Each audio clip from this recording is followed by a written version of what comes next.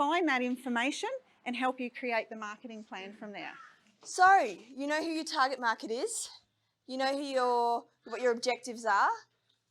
I guess we can all go and do a Facebook ad now. No! Step away from the mouse. Do not buy a Facebook ad. I pick on Facebook ads. They're really good, but you need to do some planning first. So I'm here to talk about a marketing plan. And before I do that, though, a lot of people often ask, what's the difference between a business coach and a business consultant?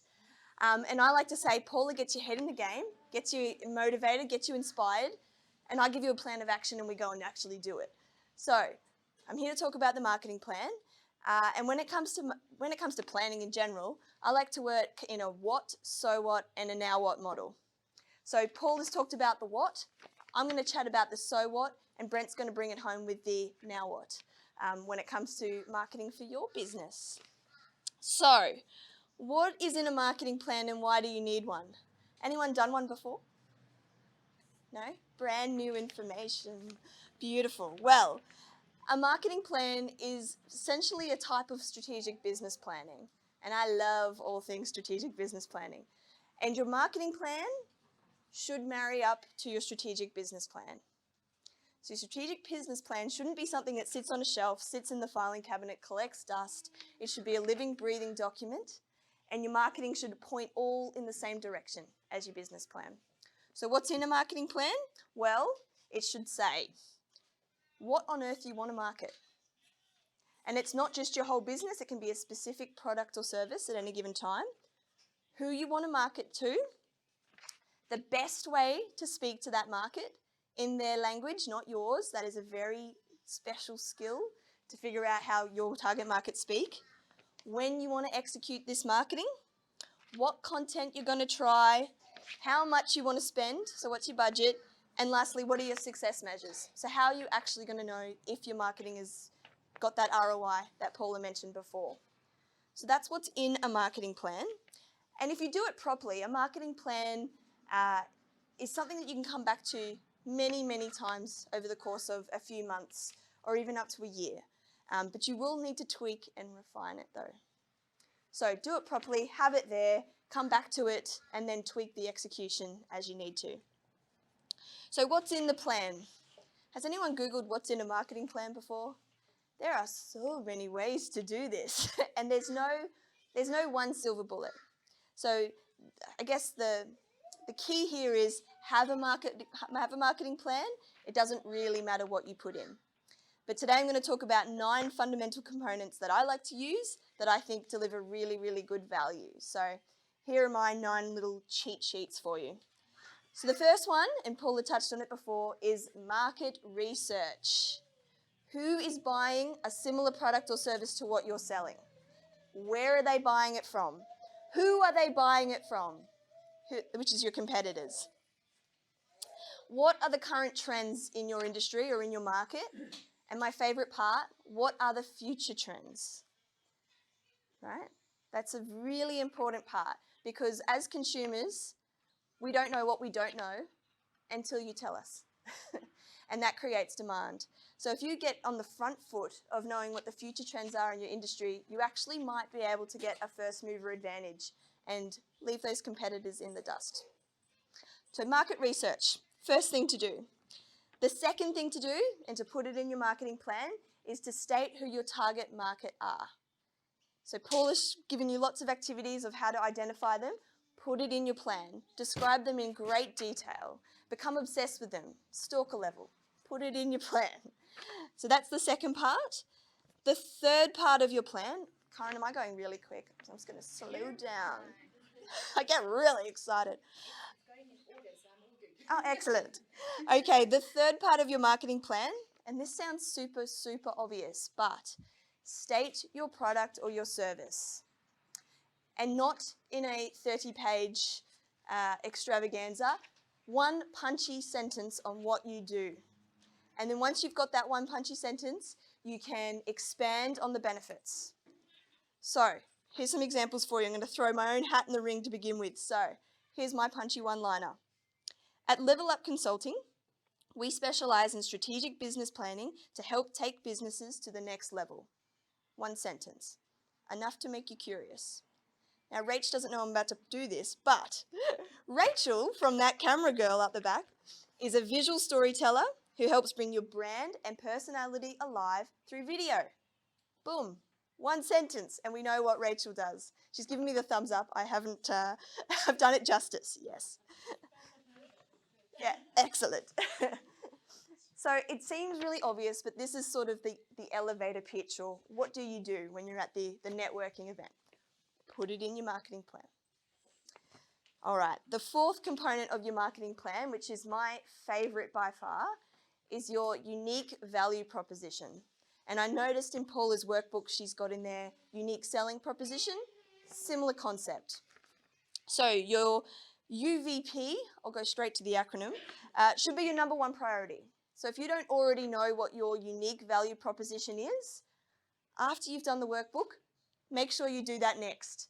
And once you've got your unique value proposition, shout it from the rooftops. It should be on your website. It should be in your social media, because this is what sets you apart from your competition. And it has the word unique in it for a reason, because when you have a unique value proposition, you're suddenly much more memorable than your competition, and you're actually stating why a customer should consider you and not somebody else. So, let's do a quiz. I am going to give you 3 proof points of a company, a big reputable company. I think you're going to guess who it is from the first one. I'm not going to tell you who they are, just going to give you the proof points. And you've got to guess who I'm talking about. Okay, so the first one. One tap and a car comes directly to you. Do you know who I'm talking about already? Yeah? Second proof point. Your driver knows exactly where to go. Third proof point. The payment is completely cashless. Who am I? Uber Eats. Yeah, it could be Uber Eats, or just Uber as a brand. Yeah, it's Uber. We don't even have to say the company name, and we already know who it is. So determine what your UVP is, and determine what those proof points are for you and your company. And then you can feed them into all of your marketing. That's why we've got unique value proposition as the fourth component of your marketing plan. So once you've done all of that, it's time to state your mission statement. You're ahead of me, Karen. I love it. Time to state your mission statement. So a mission statement is a really, really old school addition to a business plan, but it's actually a really good one. Has everyone got a mission statement already on their website, in their stuff? I do, but I don't know what it is. Might be time to revisit, Jen. Yeah, so a good mission statement has 3 components to it. It states what you do as a company, it states who your target market are, and of course it states that unique value proposition that you've just nailed. And again, like your value proposition, your mission statement should be front and center on your website. It should be front and center in your social media, and it should thread through all of your marketing that you do as well. You don't have to say this is my mission statement every time, but it's your brand promise, and you should live up to it. So that's your mission statement, and it's the quickest way to build trust with your target market. So that's component 5. Component 6, which is arguably the most fun, is to brainstorm all the cool, innovative ways that you can actually execute some marketing. Now, I'm not going to talk about all those ways because Brent's going to talk about all those ways and have some fun with us in a minute. But this is where you go big. Get the Post-it notes out, get the whiteboard out, bring Karen in, she'll write it up for you, and you brainstorm all the possible things you can do, and then you narrow down to what the winning concept is right now. And the winning concept right now might be different from next week, next month, next year, but you go big and then you distill down. That's the trick here. All right, the 7th component. How am I going, Karen? Good, we're almost done. 7 out of 9. Okay, the 7th component, and this is a part that people often overlook, but it's to really get crystal clear on what your pricing, positioning, and branding is for the product you are trying to sell or the service. And the key here is consistency. So if you have a very luxurious premium brand and you want to sell something cheap and cheerful, your target customers go, doesn't compute. Similarly, you have a nice, cheap and affordable brand, that people, it's after quantity potentially, not quality, and you're suddenly charging a very high price, you're not going to make any sales. So you need to make sure that all of these things align, and they align to your master brand as well. So that's your positioning in the market. All right. The next thing to do is to lock in your budget. And the trick here is, if you're trying a new type of marketing for the first time, experiment, experiment, experiment. Just go small to begin with. Lock in your budget, stick to it, and don't put any more money in it, as tempting as it is.